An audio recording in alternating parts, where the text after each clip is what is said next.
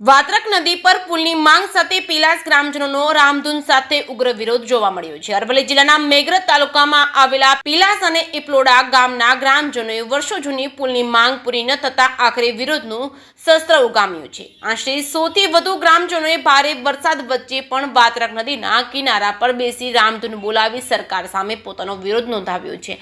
આ વિસ્તારના લોકોની લાંબા સમયથી પીલાસ અને ઇપલોડા ગામને જોડતા પુલની માંગ છે। પુલના અભાવે ચોમાસામાં નદીમાં પાણી આવતા બંને ગામો વચ્ચેનો સંપર્ક કપાઈ જાય છે, જેના કારણે ભારે લોકોને મુશ્કેલી વેઠવી પડે છે। આ સમસ્યાથી ત્રસ્ત થઈ ગ્રામજનોએ અનોખી રીતે વિરોધ પ્રદર્શન કરી તંત્રનું ધ્યાન ખેંચવાનો પ્રયાસ કર્યો હતો। જે કેસરી ગુજરાતી સાથે મયુર પોકાર માલપુર।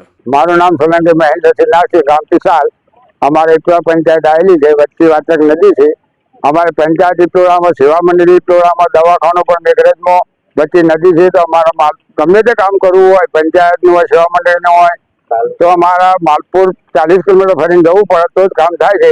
કોઈ પ્રસૂતિનું હોય તો અમારે બહુ તકલીફ પડે છે। તો આજથી વારંવાર રજૂઆતો કરી વિશ્વથી, તો આ તંત્ર કોઈ સમજતું નથી। જો આ તંત્રને આ ફરા ખાસ સૂચના સંગાતી કરવામાં અમારે ગ્રામજનોને અપીલ છે કે જો આ પુલ જો સત્વરે નહીં બને તો જિલ્લા પંચાયત, તાલુકા પંચાયતના મેમ્બર ઇસ્કાર કરવા પણ તૈયાર છીએ। માત્ર સત્વરે આ પુલ વાત્રક નદી પર પુલ બનાવવા માટે અમારી માગણી પૂરી કરો એ અમારી આશા છે। સોલંકી અલ્પેન્દ્ર સિરોજીસિંહ, ગામ પિસાલ, મેઘરજ તાલુકાનું સેવાળાનું ગામ પિસાલ। અત્યાર સુધી અમે તંત્રને ઘણીવાર વારંવાર રજૂઆત કરી છે। અમારે વાત્રક નદીનો પુલ બનાવવાનો છે। અમારે પંચાયત ઇપલોડા લાગે છે, સોસાયટી ઇપલોડા લાગે છે, રાશન લેવા માટે પણ ઇપલોડા જવું પડે છે। અને નદીના 4 મહિના સુધી અમારે 30 થી 35 કિલોમીટર ફરીને જવું પડે છે। અમારી ગામ લોકોની વારંવાર રજૂઆત છતાં તંત્ર કોઈ ધ્યાનમાં લેતું નથી।